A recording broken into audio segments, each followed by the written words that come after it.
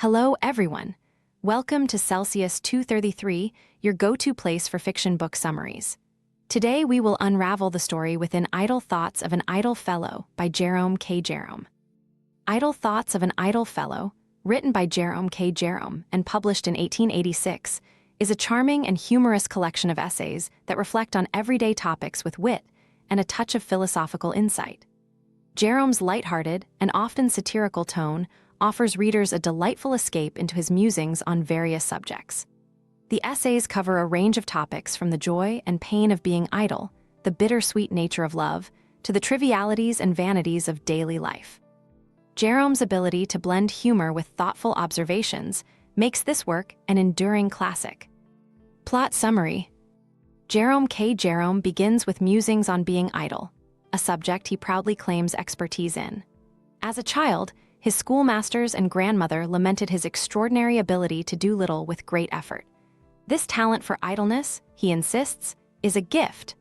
Jerome distinguishes genuine idlers from mere lazy individuals and slow coaches, emphasizing that true idleness requires an abundance of tasks to ignore.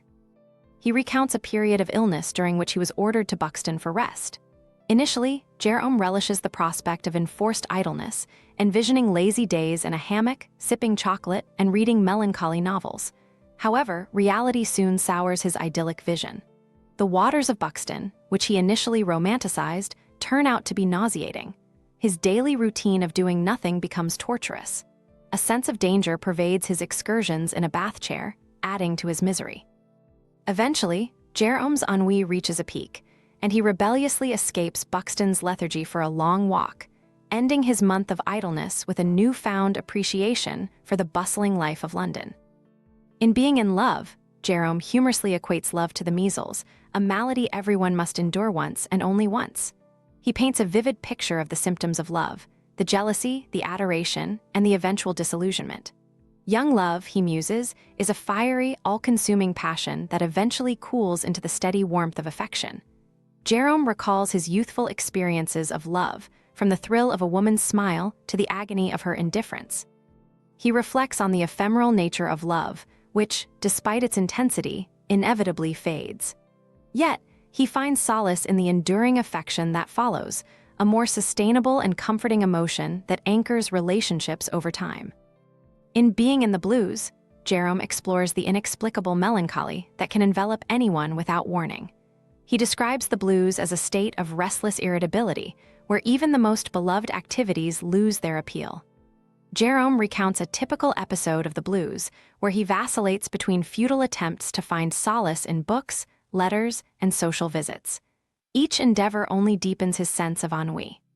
He humorously depicts the absurdity of the blues, where every effort to shake off the melancholy only exacerbates it. Through this exploration, Jerome underscores the universal nature of these bouts of sadness and the irrationality that often accompanies them. Being Hard Up shifts focus to financial struggles and the social stigma of poverty.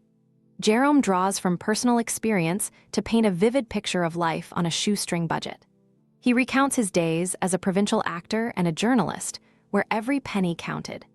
Jerome humorously describes the ingenious ways he and others navigate their financial constraints, from walking miles to save a penny to living on a greatcoat for a fortnight. He critiques societal attitudes toward poverty, highlighting the shame and embarrassment that often accompany financial hardship. Jerome's reflections reveal the deeper impact of poverty on one's self-esteem and social interactions, offering a blend of humor and empathy.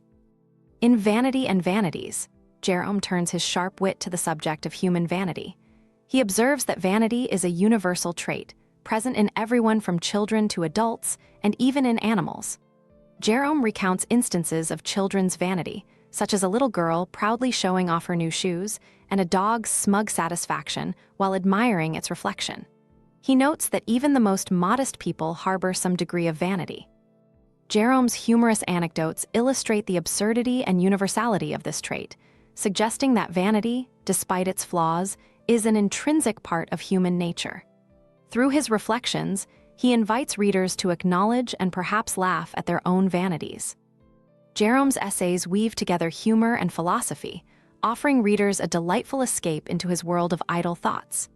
Each essay is a window into the author's mind, revealing his wit, his observations on human nature, and his ability to find humor in the mundane. Jerome's lighthearted approach to serious subjects makes his reflections both entertaining and thought-provoking, inviting readers to reflect on their own lives with a smile. By blending personal anecdotes with broader reflections, Jerome creates a rich tapestry of thoughts that resonate with readers across generations. His essays are not just idle musings, but a celebration of life's quirks and idiosyncrasies, reminding us that even in our most idle moments, there is much to be learned and enjoyed. That's all for now. The Journey Through Idle Thoughts series doesn't end here. Check out the rest of the series by Jerome K. Jerome. You know where to find them.